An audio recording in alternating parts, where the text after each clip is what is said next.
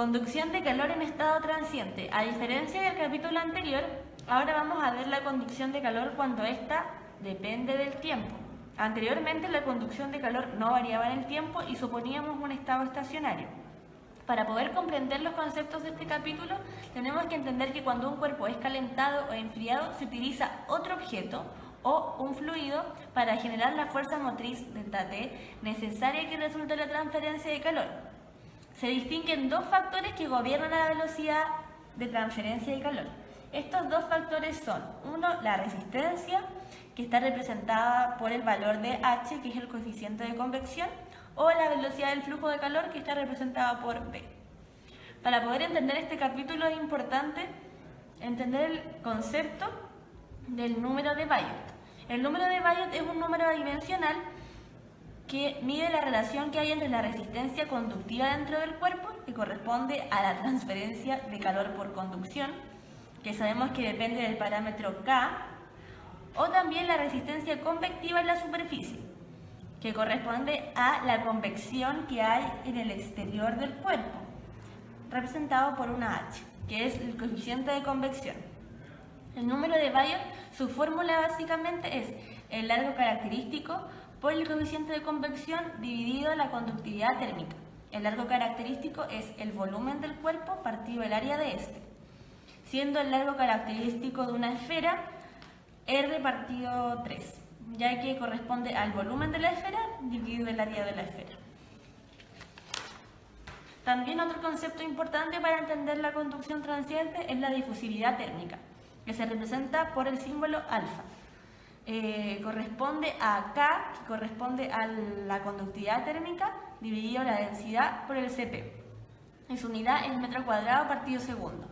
La difusividad térmica es una propiedad específica de cada material para caracterizar conducción de calor en condiciones no estacionarias. Un material, cuando tiene mayor difusividad térmica que otro, quiere decir que ese material transfiere más rápido la energía, a diferencia de otro que tiene menor difusividad térmica. Entonces, a mayor difusividad térmica, mayor es la transferencia de energía. Otro número adimensional muy importante es este. ¿Ya? Y tiene dos fórmulas. Una es por medio de las temperaturas del cuerpo, tanto la temperatura en el infinito, que es la que está al exterior del cuerpo, como la temperatura interior. O también hay otra forma de calcularla mediante las constantes A1 y lambda 1, que son constantes y están en función del número de Biot. Para poder utilizar esta expresión tenemos que utilizar este cuadrito. Tenemos que calcular el número de Biot, buscarlo en la tabla y buscamos el material, o sea, el cuerpo con el que estamos trabajando. Puede ser una pared plana, un cilindro o una esfera. Y ahí vemos el valor de lambda 1 y A1. Y simplemente lo reemplazamos en la fórmula y podríamos despejar nuestra incógnita. Y por último, lo más importante para la realización de estos cálculos son las gráficas de Heisler y Grover. Tenemos que entender que el número de Biot es H por largo característico dividido K, como lo habíamos dicho, y el concepto de el tau, que corresponde a la difusividad térmica partido el largo al cuadrado, y eso también corresponde al número de Fourier. Para poder calcular estos factores necesitamos entender las gráficas de Heisler y Grover.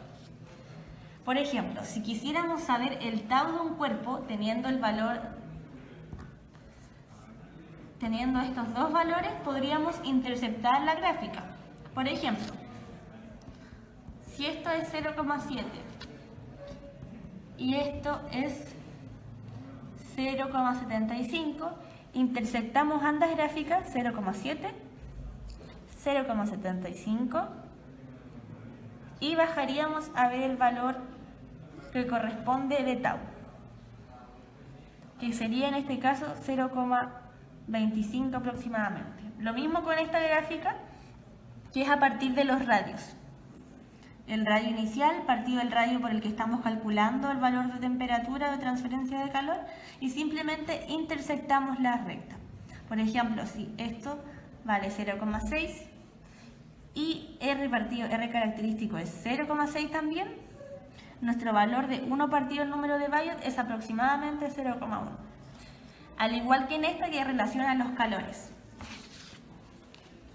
Y por último es calor. la cantidad de calor que puede ganar o perder un cuerpo hasta un tiempo t. Entonces la esfera, porque estamos hablando del ejercicio 1 en el que hay una esfera, sería el calor partido el Q máximo es igual a esta expresión. Y esta expresión se puede ver una expresión un poco enredosa, por eso es muy importante saber utilizar esta gráfica que podemos calcular el calor a partir del número de Biot. Y eso sería básicamente la materia.